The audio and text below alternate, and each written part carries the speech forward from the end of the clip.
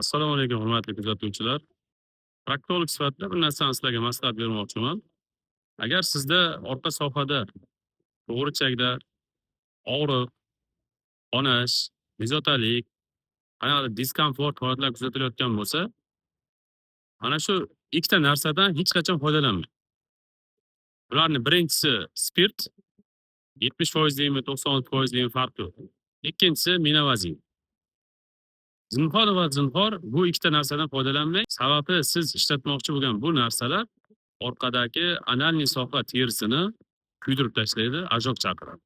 Natijada siz davolamoqchi bo'lgan qichishishmidi, og'riqmidi yoki qonashmidi, bu kasallik bir chetda qolib ketadi-da, undan-da yomonroq boshqa bir kasallik rivojlanib qolishi mumkin.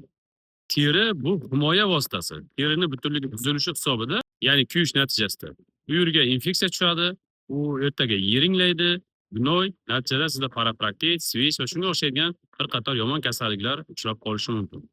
Bizga juda ko'p bemorlar murojaat qilib kelishadi. Ben spirt ishlatdim, minavazin ishlatdim, vaqtincha foyda ko'rdim, lekin keyingi kundan boshlab menda temperatura, og'riq, boshqa kasallik paydo bo'lib qoldi deyishadi. Kirib tekshirib ko'rganimizda bemorning orqa analniy sohasini atrof to'qimasi kuyib ketgan. Shu darajada kuyib ketganki, yiringlab ketgan darajada. Shuning uchun do'stlar, hech qachon minavazin va spirtni orqa analniy sohaga ishlatmang. Bu dorilar proktologiyada umuman qo'llanilmaydi. Bu dorilar proktologiyada umuman ishlatilmaydi. Internetda chiqib olib spirt ishlatsang yaxshi bo'lasan, minavazin ishlatsang yaxshi bo'lasan degan gapga ishonmang.